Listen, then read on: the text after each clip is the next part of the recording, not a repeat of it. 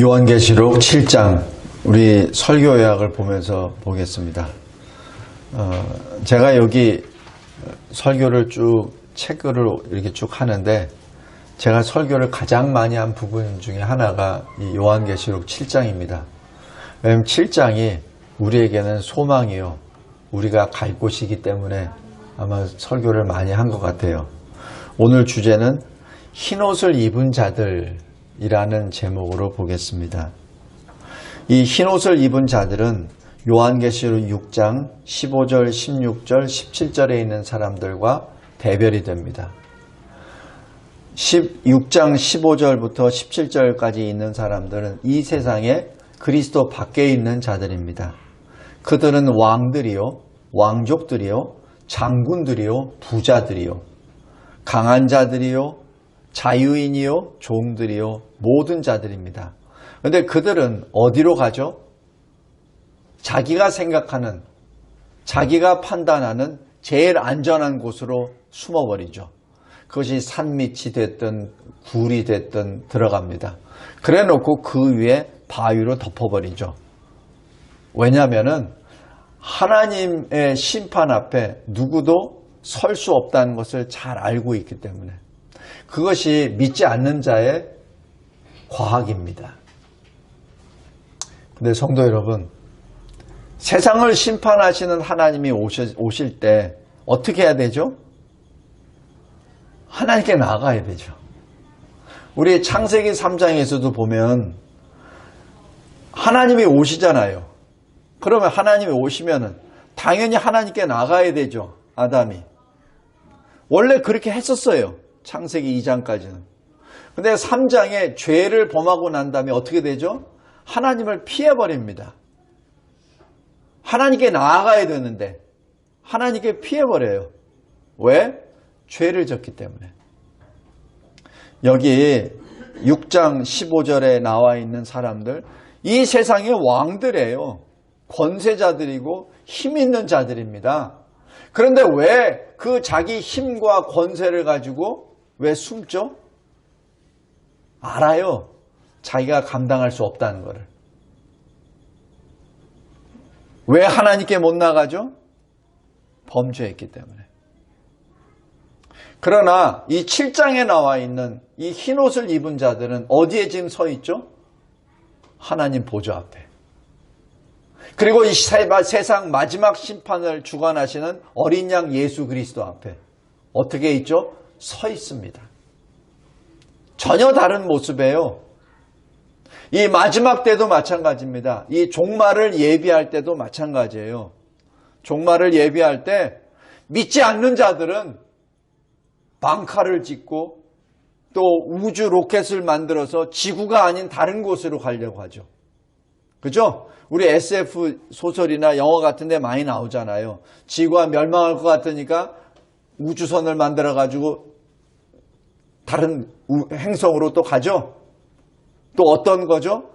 또 땅을 파가지고 그 수 킬로미터 들어가가지고 거기서 안전하게 파죠. 똑같습니다. 그러나 천지를 창조하신 하나님께서 이 세상의 만물을, 특별히 하나님의 백성들을 구원하시기 위하여 이 세상을 심판하실 때는 그들이 어디에 있든지 상관없어요. 하나님의 심판을 받을 수밖에 없습니다. 그것을 자기 스스로가 착각하고 있는 것이죠. 그 심판이 어떤지 잘 보십시오. 1절, 2절, 3절 잘 보십시오.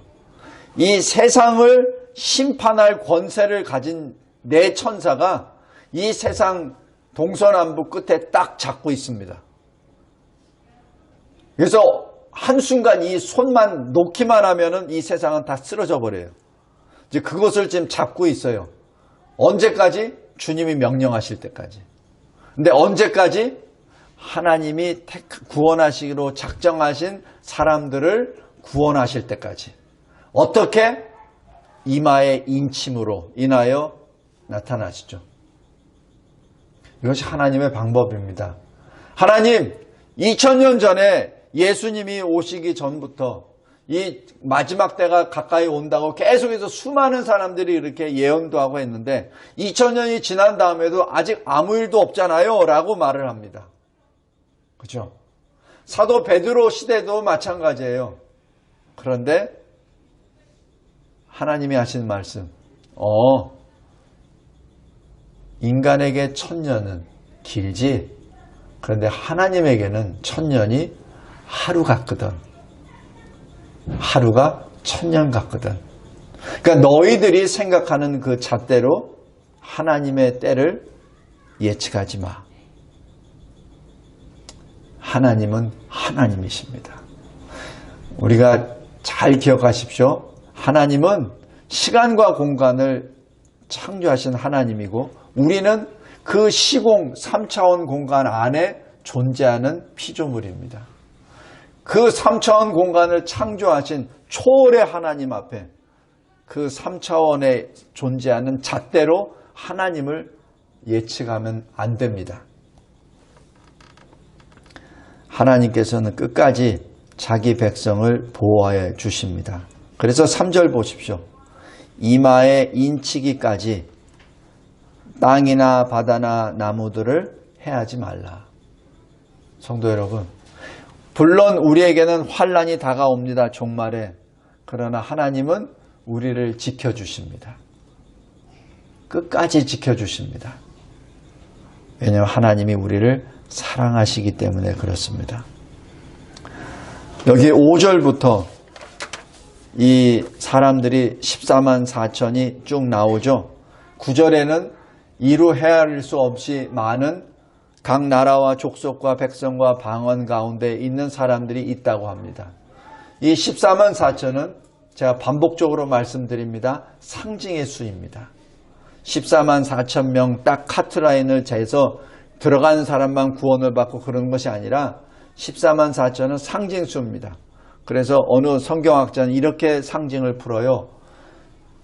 구약의 12지파, 신약의 12사도, 그게 곱하기 하면 144죠. 그리고 완전 충만의 수 10을 또 완전의 수 3으로 3승을 하면 1000이 되죠. 그래서 그걸 다 합치면 14만 4천입니다. 그래서 구원받기로 작정된 수가 충만해짐, 그것을 의미합니다. 그것이 이 8절까지의 12지파의 14만 4천이요. 9절에 능히 셀 수 없는 큰 무리입니다. 여기서 가장 중요한 문제는 그 숫자가 문제가 아니라 누가 이 흰 옷을 입은 자라는 얘기입니다. 그러니까 여기 장로가 지금 이 사도 요한에게 질문하는 것이죠. 우리도 왜 아이들을 가르칠 때 아이들에게 질문을 딱 던지죠. 무엇을 질문을 던지죠?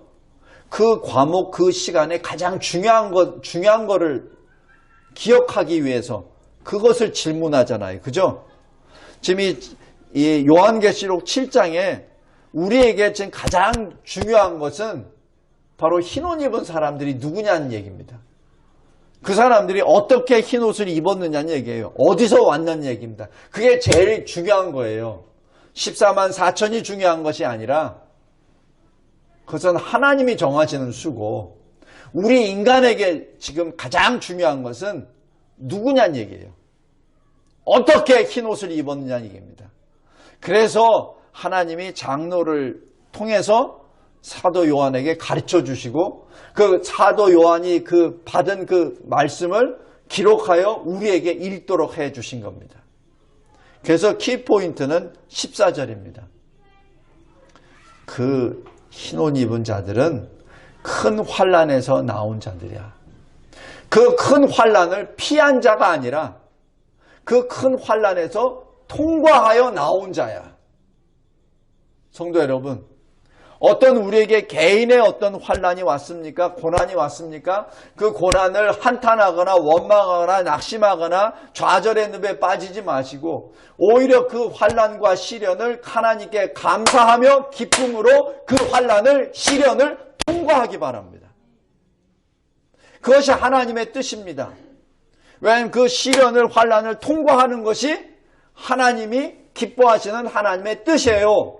통과할 때 기뻐하고, 통과할 때 기도의 문이 열리고, 통과할 때 감사가 터져 나옵니다.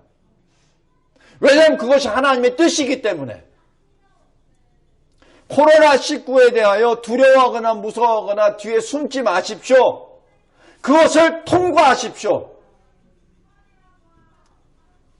통과하십시오.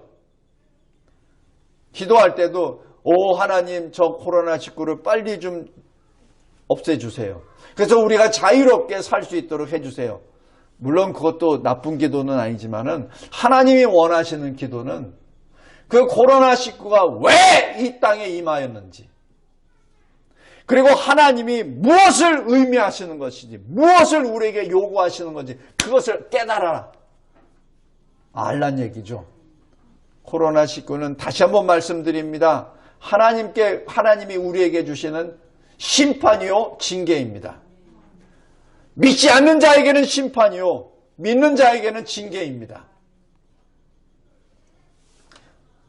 그래서 우리 믿는 자는 코로나19 앞에 마음을 찢으며 회개합니다. 그래서 그 회개할 때 우리가 생명에 이르는 길로 들어서게 되는 것이죠. 그랬을 때 우리가 그 환난에서 나오는 자가 됩니다. 그 환난에서 나오는 자는 무엇으로 나오죠? 우리 힘으로 아닙니다. 어린 양 예수 그리스도 십자가 피로 나옵니다. 그 환난을 나올 때 모든 더러운 것, 피 묻은 것이 다 있겠죠. 그런데 어떻게 휘어진 흰 옷을 입게 되죠? 그 환난 가운데 진흙에 묻어야 되고 땀에 범벅이 되어야 되는데 어찌 이 사람들은 흰 옷을 입게 되었죠? 주 예수 그리스도 십자가 보혈의 피로 씻어주셨기 때문에. 그래서 흰 옷입니다. 희라는 것은 성결을 의미하며 동시에 승리를 의미합니다. 예수는 구원을 의미하며 동시에 승리를 의미합니다. 예슈아라는 그 히브리어 말에 예슈아라는 그 자체가 구원이라는 뜻이요. 그 뜻이 승리라는 뜻입니다. 그 승리의 색깔이 바로 흰색이죠. 그래서 14절이 바로 그 말씀입니다. 그 결과 어떻게 되죠? 15절부터 17절까지 나옵니다. 그러므로 흰옷을 입었기에 보좌 앞에 섭니다. 흰옷을 입지 않으면 보좌 앞에 설 수 없죠. 그죠? 큰 환난을 통과하지 않으면 보좌 앞에 있을 수 없습니다. 믿음으로 승리하지 않으면 보좌 앞에 있을 수 없습니다. 보좌 앞에 있다는 자체는 믿음으로 이겼다는 얘기죠. 그리스도께서 인도하시는 대로 나아갔다는 얘기입니다.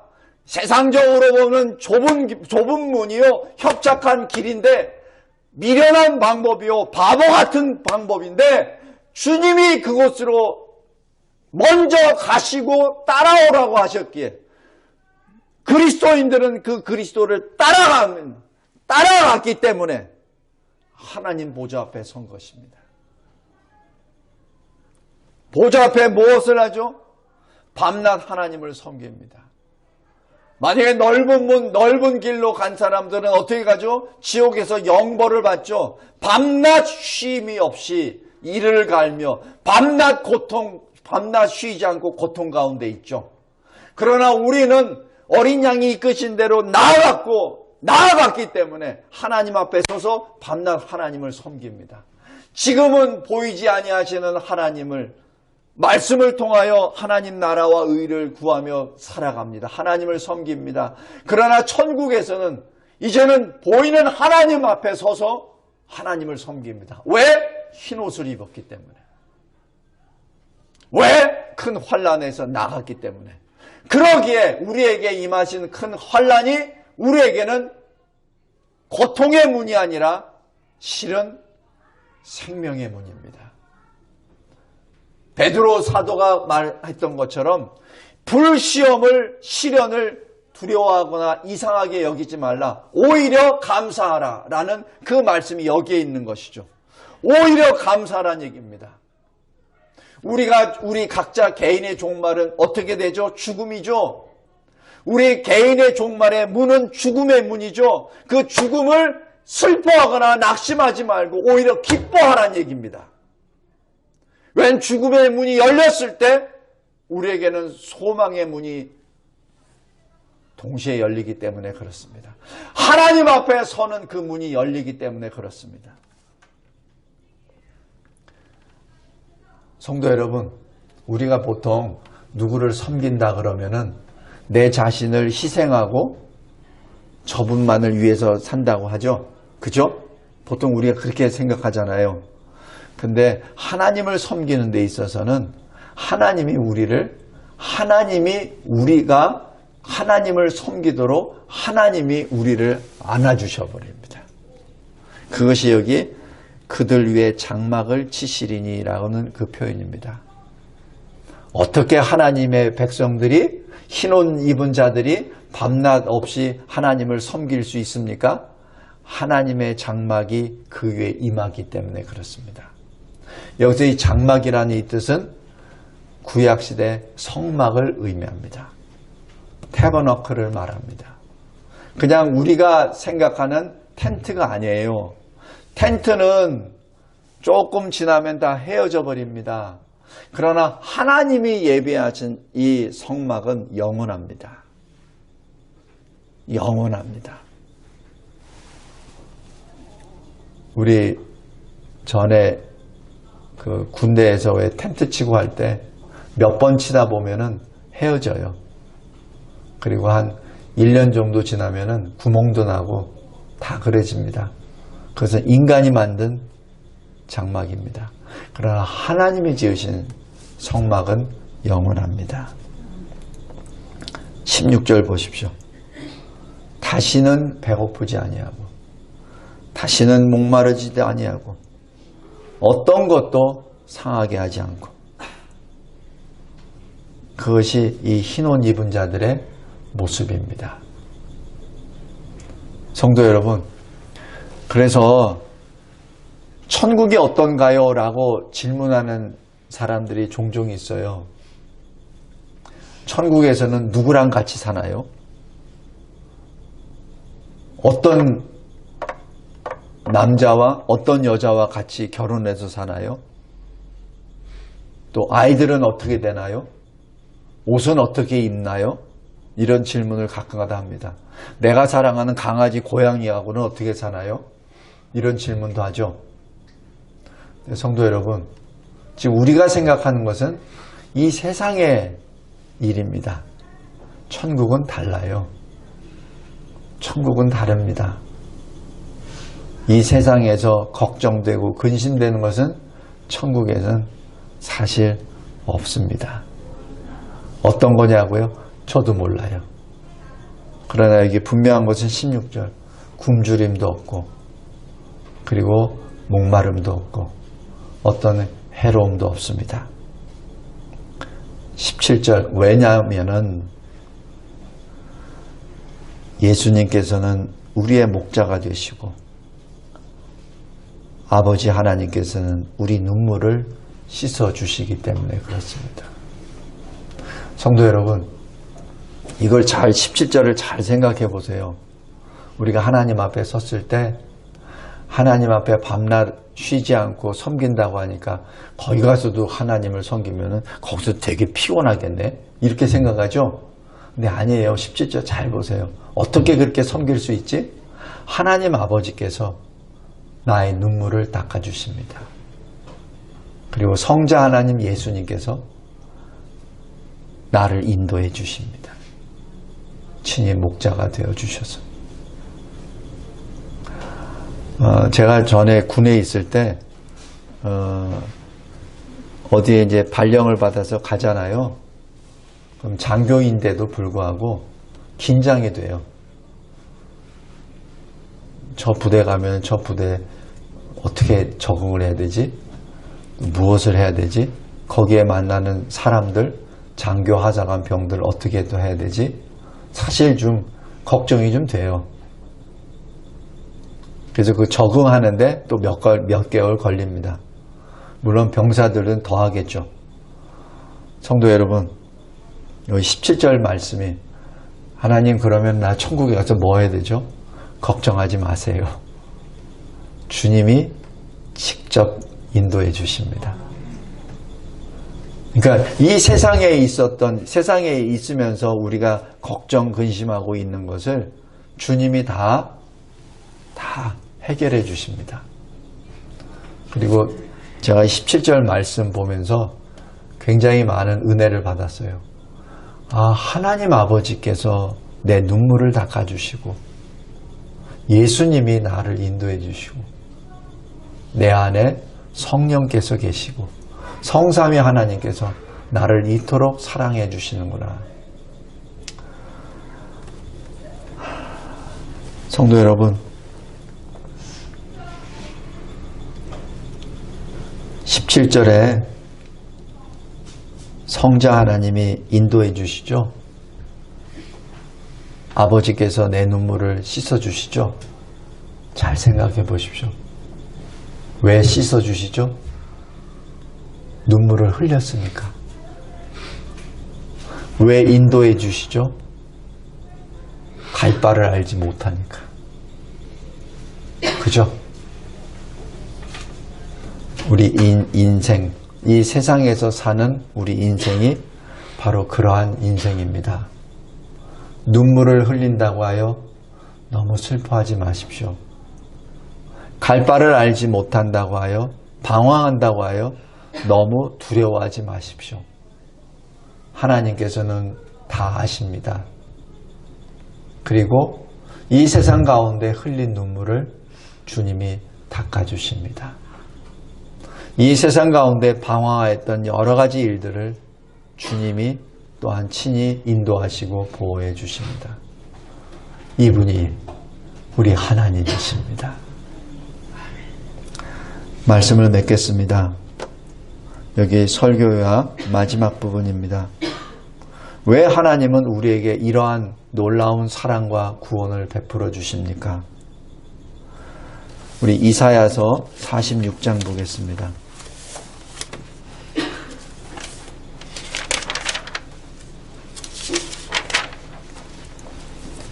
왜 하나님께서는 나에게 이런 사랑을 베푸십니까? 이사야서 46장 13절입니다. 내가 나의 영광인 이스라엘을 위하여 구원을 시온에 베풀리라. 하나님께서는 우리를 하나님의 영광이라고 불러주셨습니다. 우리는 하나님의 영광을 보여달라 그래요. 근데 하나님은 우리를 하나님의 영광이라고 불러주십니다. 사람의 첫째 되는 목적은 뭐죠? 인생의 첫째 되는 목적?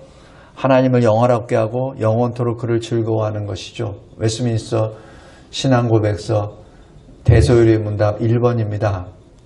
그런데 그렇게 나올 수밖에 없는 이유는 하나님이 먼저 우리를, 나를 나의 영광이야 라고 불러주셨기 때문에 그렇습니다. 그래서 하나님이 구원을 시온에 베풉니다. 시온은 뭐죠? 하나님의 전이 있는 곳, 하나님의 백성이 있는 곳입니다. 물론 마지막 때에는 성소부터, 성전부터 하나님이 심판하신다고 하셨습니다. 왜? 그곳을 구원하시기 위해서. 그것이 하나님의 뜻입니다. 오늘 여기 요한계시록 7장 말씀에 예배에 대해서는 제가 시간 관계상 터치를 안 하겠습니다. 그것은 제가 지난번 설교한 그 부분에 또 포함이 되어 있으니까 그것을 참조하시면 됩니다. 오늘은 흰 옷 입은 자들, 거기에만 포커스를 맞췄습니다. 기도하겠습니다. 하나님 아버지 감사하고 감사합니다.